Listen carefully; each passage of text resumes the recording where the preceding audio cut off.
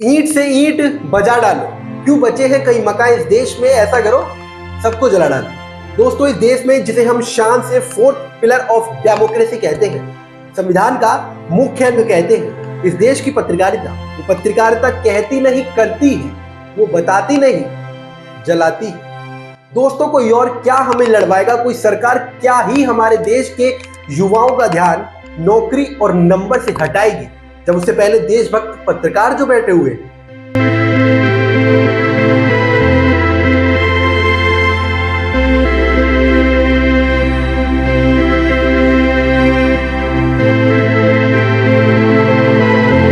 अब सुनिए विषय पूरा है क्या।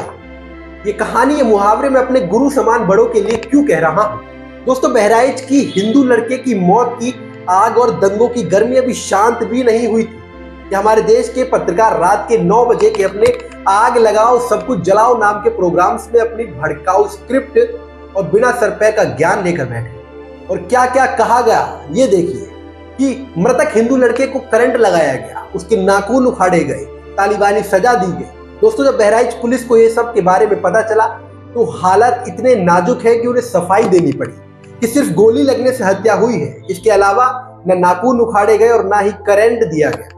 दोस्तों, इसके मीडिया द्वारा फैलाए जा रहे भ्रामक प्रचारों से बचाने को भी कहा गया है। जब आप सोचिए कि ये देश के भड़काऊ आग लगाऊ मीडिया एंकर्स कौन सी पार्टी दफ्तर की स्क्रिप्ट पढ़ रहे हैं, किस बात का न्यूज सेंस है इन लोगों का, इन लोगों पर, इन संस्थानों पर कार्रवाई आखिर क्यों नहीं हो रही है, आखिर बिना किसी पक्के सबूत के ये लोग कैसे कुछ भी दिखा सकते हैं। इतना सेंसिटिव मुद्दे पर ये लोगों को भड़का रहे हैं। ये लोग इतने गंभीर और नाजुक हालात में धार्मिक गृह युद्ध का कारण बन सकते हैं। सुप्रीम कोर्ट की कई फटकारें चैनल्स को लगाई हैं, लेकिन इन्हें कोई भी फर्क नहीं पड़ता।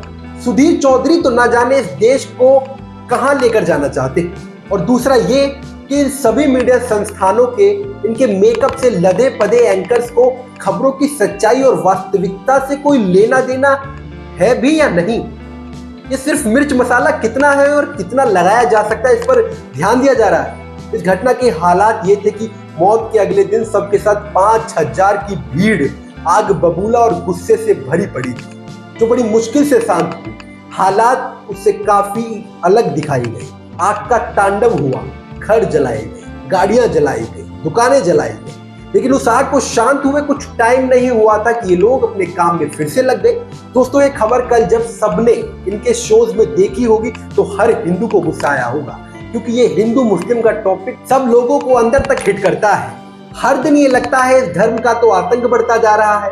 दोस्तों, इस खबरों में सच्चाई बस इतनी सी होती है कि जो अगर हमें पता लग जाए तो शायद हम विवेक से सोच सके।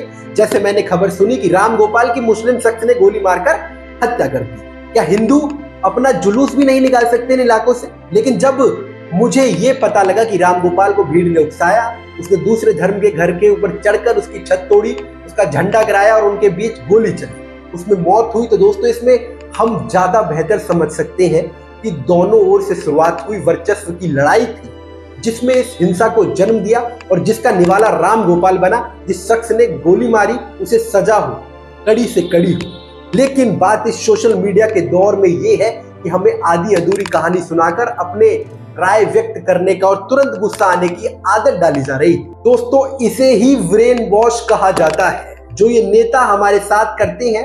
दोस्तों, जिस उत्साह से हम सब लोग भाई राम गोपाल के मृतक शरीर के साथ कंधे से कंधा मिलाकर लठ लेकर चल पड़े थे, क्या इस देश में प्रज्वल रेवन्ना जैसे केस में रेवन्ना की ईंट से ईंट भी नहीं बजाई जा सकी? दोस्तों, ये ईंट से ईंट इसलिए नहीं बजाई जा सकी क्योंकि हमें जितना बताया जाता है इन आग लगाओ देश जलाओ प्रोग्राम्स में, हम उतना ही सीखते हैं, हम उतना ही सोच समझ सकते हैं।